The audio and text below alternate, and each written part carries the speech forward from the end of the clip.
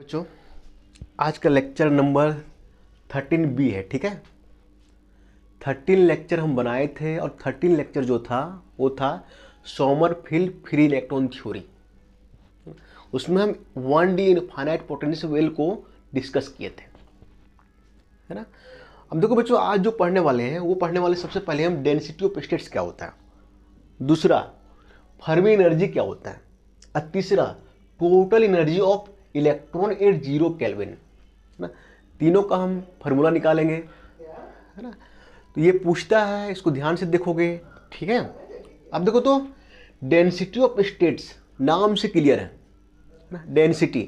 अब बच्चों, किसी भी कंडक्टर में, किसी भी इंसुलेटर में, किसी भी इनफाइनाइट पोटेंशियल वेल में बहुत सारा एनर्जी लेवल होता है। एक नहीं होता, बहुत सारा होता है। देखो यहाँ बहुत सारा दिखाएं, एक जनरल दिखाएं।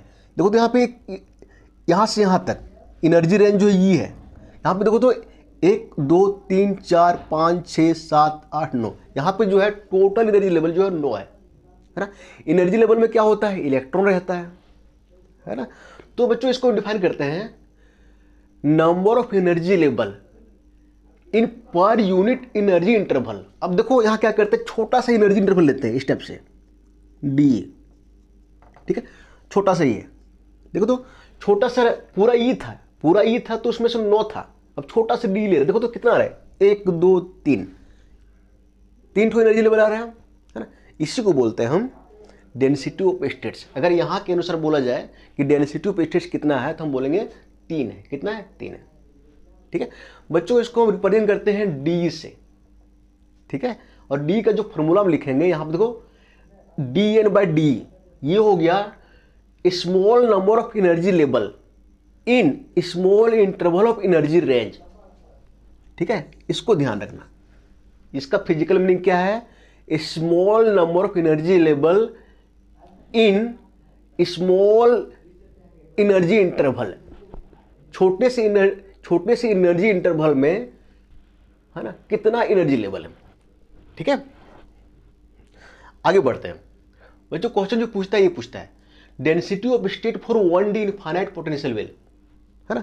1D इनफाइनाइट पोटेंशियल वेल जो है हम क्वांटम में पढ़ते हैं और सॉलिड स्टेट में पढ़ते हैं, है ना, दोनों जगह पढ़ते हैं, ठीक है। और वो 1D इनफाइनाइट पोटेंशियल वेल का फिगर कैसा होता था, इस टाइप से, ना, जहां पे ये 1 डायमेंशन है, जहां पे जो विड्थ होता था वो ये होता था, ये, ठीक है।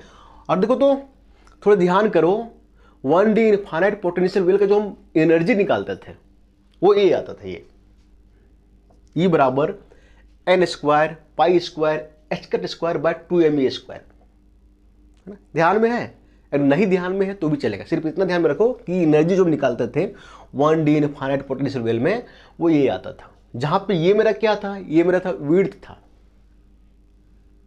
वेल का, है ना।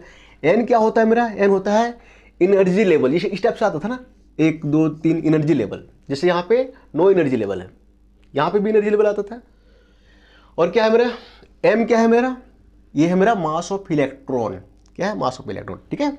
अब देखो तो इस फॉर्मूला से हम क्या करेंगे, डेंसिटी ऑफ स्टेट निकालेंगे, किसका, 1D इनफाइनाइट पोटेंशियल वेल का, ठीक है। तो निकालने के लिए क्या करते हैं, देखो इधर E बराबर क्या है, n square pi square h cut square by 2me square. एक काम करो बच्चों, E को ना डिफरेंशिएट करो n के सापेक्ष में, तो हम क्या करें, d बाई डी एन लिखेंगे, है ना।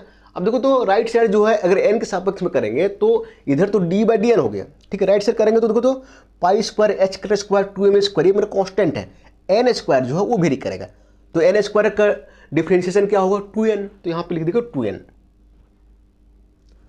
अब देखो 2 पहले ऊपर में आ गया, 2 नीचे पहले से है, तो 2 कट जाएगा, तो ये आ गया मेरा d बाई डी एन बराबर n pi square h cut square by ma square, है ना। अब बच्चों थोड़ा सा देखो तो यहाँ पे d बाई डी एन निकाले हम, और डेंसिटी ऑफ स्टेट क्या होता है, dn बाई डी, सॉरी यहाँ पे d बाई डी एन निकाले हैं, और डेंसिटी ऑफ स्टेट क्या होता है, dn बाई डी। देखो यहाँ पे dn नीचे है, d ऊपर, क्या करेंगे उसको उल्टा कर दो, dn को ऊपर ले जाओ, dn बटे d, तो ऊपर ले जाओगे तो ये ma स्क्वायर ऊपर चला जाएगा, है ना, और n पाई स्क्वायर नीचे आ जाएगा, और h कट स्क्वायर आ जाएगा, है ना।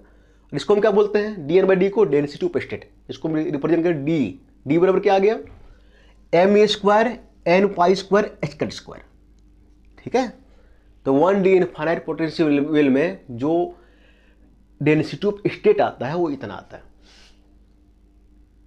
अब बच्चों देखो तो यहाँ पे जो डेंसिटी ऑफ स्टेट है वो इनवर्सली प्रोपोर्शनल है एन का, एनर्जी लेवल का, ठीक है। इसको 1 माने, इसको 2 माने, ठीक है। अब देखो तो यहाँ कुछ हम चेंज करते हैं, फ्रॉम 1 से देखो तो यहाँ से एन का वैल्यू निकालो, तो देखो तो एन स्क्वायर का सबसे पहले निकालो, एन स्क्वायर निकालोगे तो 2me ए स्क्वायर, एन स्क्वायर यहाँ रहने दो, 2me ए स्क्वायर, और फिर क्या होगा पाई square H cut square divide हो जाएगा, है ना। और फिर क्या होगा, अगर एन निकालना है तो रूट में आ जाएगा, इधर रूट कर देंगे, रूट अंडर 2e ma² बटे पाई स्क्वायर एच कट स्क्वायर, ठीक है। एक काम करो बच्चों, इसको 3 मान लो और 3 को 2 में पुट कर दो, है ना।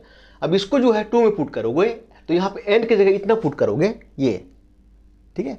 तो पुट करके देखो तो आएगा डी बराबर ma² बटे 2e pi square H cut square root में आएगा, ठीक है। अब देखो तो यहाँ पे ई है, ई मेरा क्या है रूट में है, ठीक है। अब इसको 4 मान लो, ठीक है। बच्चों 2 में क्या है, डेंसिटी ऑफ स्टेट जो होता है वो इनवर्सली प्रोपोर्शनल है 1/n का। यहां से हम देख रहे हैं जो डेंसिटी ऑफ स्टेट है वो इनवर्सली प्रोपोर्शनल है रूट अंडर एनर्जी का, रूट स्क्वायर ऑफ एनर्जी, है ना।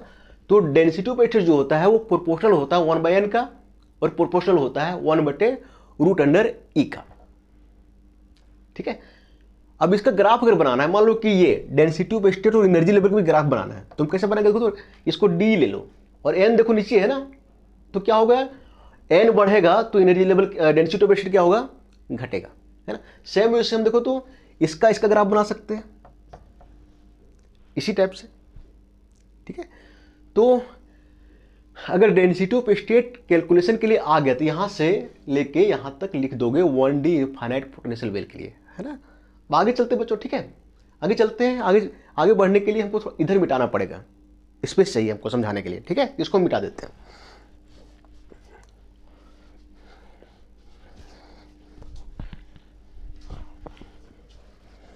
और इसको मिटा देते हैं इधर, ठीक है, ये भी मिटा देते हैं। ये रखते बच्चों। अगला जो टॉपिक है वो है फर्मी एनर्जी। फर्मी लेवल क्या होता है, फर्मी एनर्जी क्या होता है, इसके ऊपर हम डिस्कस किए थे, ठीक है। अब देखो तो फिर से हम डिस्कस कर देते हैं Fermi energy level, Fermi energy, है ना।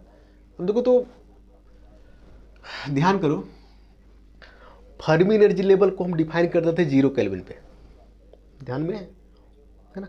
और ये वो एनर्जी लेवल होता था जहाँ तक इलेक्ट्रॉन भरा रहता था। अब तो फिर ऐसे हम डिफाइन कर देते हैं, मान लो कि देखो यहाँ पे बहुत सारे एनर्जी लेवल है, 1 2 3 4 5 6 7 8 9, है ना। मान लेते हैं फर्मी एनर्जी ये है, फर्मी एनर्जी लेवल ये है मान लेते हैं, ठीक है। ये और यहाँ की एनर्जी जो है EF मान लेते हैं, ठीक है। तो ये हो गया फर्मी एनर्जी लेवल, ठीक है। और फिर नीचे जो है वो इलेक्ट्रॉन भरा रहता था, ऊपर जो है खाली रहता था। ध्यान में है कि फर्मी एनर्जी लेवल जो है वो लेवल होता था जहाँ पे इलेक्ट्रॉन के पाए जाने की संभावना जो है वो 0.5 होता था। यहाँ पे इलेक्ट्रॉन के पाए जाने की संभावना कितना होगा 0.5। इसके ऊपर इलेक्ट्रॉन नहीं पाया जाएगा, इसके नीचे जो है इलेक्ट्रॉन भरा रहेगा, पूरा पाया जाएगा, है ना। हम एक ये पढ़े थे FE, ध्यान में, फर्मी ड्रैग स्टैटिक्स, है ना। तो ये क्या बताता था, probability of finding electron in any energy level, है ना। तो फर्मी एनर्जी लेवल पर इसका वैल्यू जो आता है 0.5 आता था।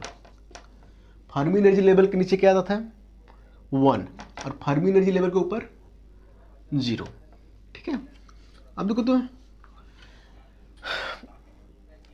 1D इनफाइनाइट पोटेंशियल वेल में कुछ देर पहले हम लिखे थे जो एनर्जी का फॉर्मूला आता है वो क्या आता है n² pi square h cut square by 2m square, है ना। तो फ्रॉम एबव लिखेंगे यहाँ पे। अब देखो तो यहाँ क्या करेंगे, हम यहाँ फर्मी एनर्जी निकाल रहे हैं ना, तो यहाँ पे E की जगह EF कर देंगे, है ना, और N की जगह NF कर देंगे, है ना। EF मतलब हो गया फर्मी एनर्जी, है ना, और NF मतलब हो गया नंबर ऑफ एनर्जी लेवल्स, है ना, बिलो फर्मी लेवल, ठीक है, number of energy level up to Fermi level, है ना।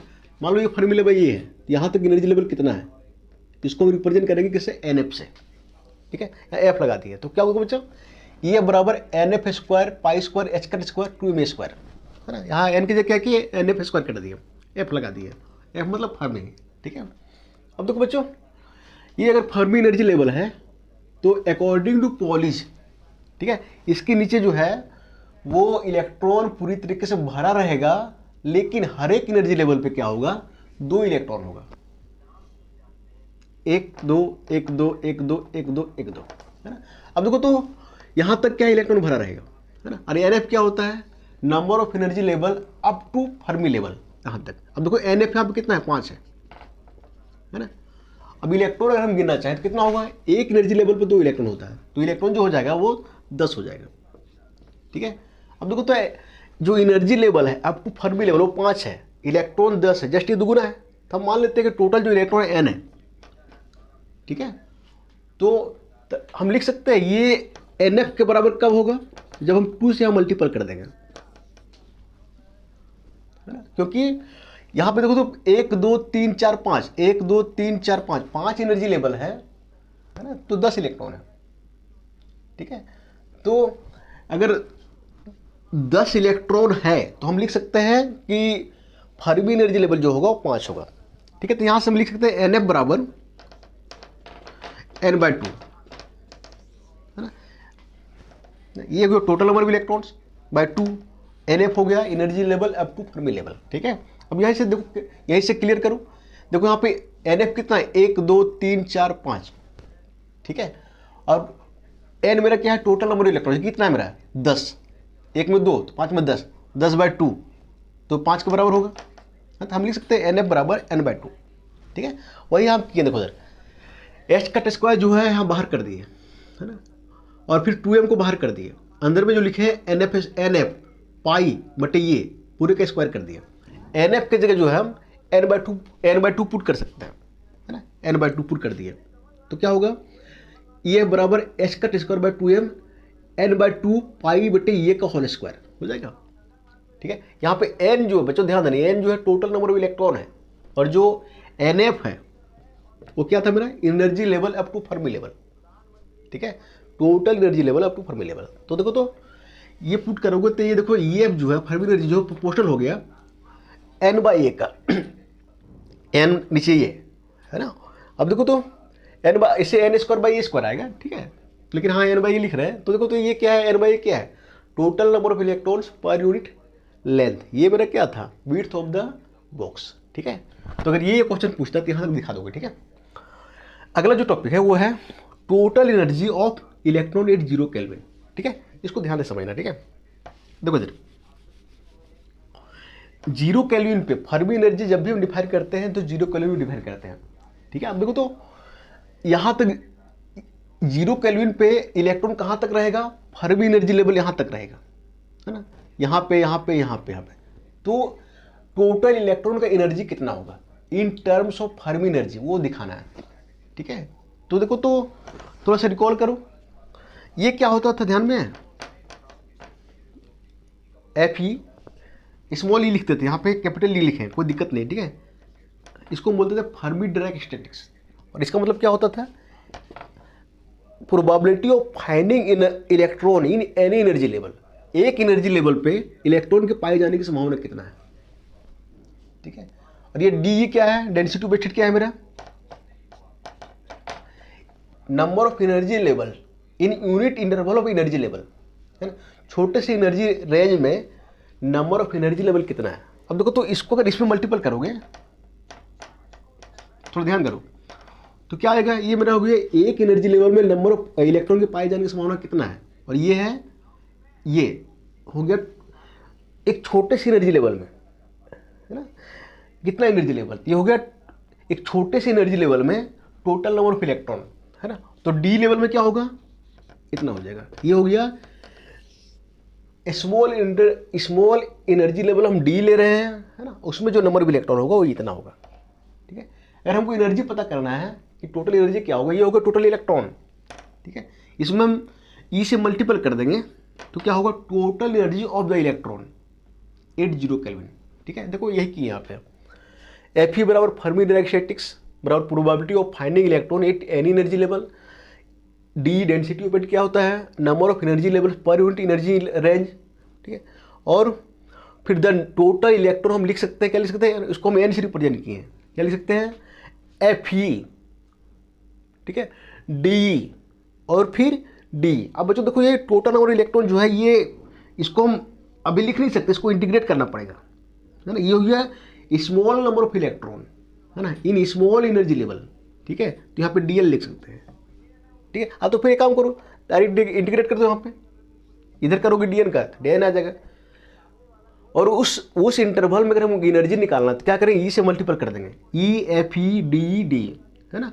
यहाँ पे भी क्या करेंगे, इंटीग्रेट कर देंगे। एक काम करो, E/N निकालो, है ना। देखो तो यहाँ E/N जो है ये हो गया एवरेज एनर्जी पर इलेक्ट्रॉन, और ई को देखो हम थोड़ा सा ऐसे दिखाएं, है ना, क्योंकि राइट साइड जो ई है और लेफ्ट साइड ई जो है वो सेम हो जाएगा तो कंफ्यूज हो जाएंगे। ठीक है, E/N, ई का फॉर्मूला क्या है मेरा, इंटीग्रेशन FEDD, सॉरी ई का फॉर्मूला ये है ना, EFEDD है ना ये, और फिर एन का फॉर्मूला क्या है मेरा, इंटीग्रेशन FEDD। इंटीग्रेशन में साइन कहाँ से कहाँ तक होगा, लोअर लिमिट जो होगा वो 0 होगा, एनर्जी कहाँ से कहाँ तक होगा, फर्मी एनर्जी लेवल तक, यहाँ से यहाँ तक, और EF माने इसको स्मॉल EF। तो यहाँ पे देखो अपर लिमिट EF, नीचे एन का बच्चों वैल्यू देखो ये है। ठीक है, यहाँ पे भी हम लिमिट पुट करेंगे, नीचे का लिमिट 0 और ऊपर का लिमिट EF। अब बोलोगे कि यहाँ पे इलेक्ट्रॉन है तो यहाँ पे एन होना चाहिए, मुझे देखो तो यहाँ पे जो है ना वो एनर्जी का टर्म है। ठीक है, तो हम यहाँ से यहाँ तक EF तक जो है इंटीग्रेट करेंगे।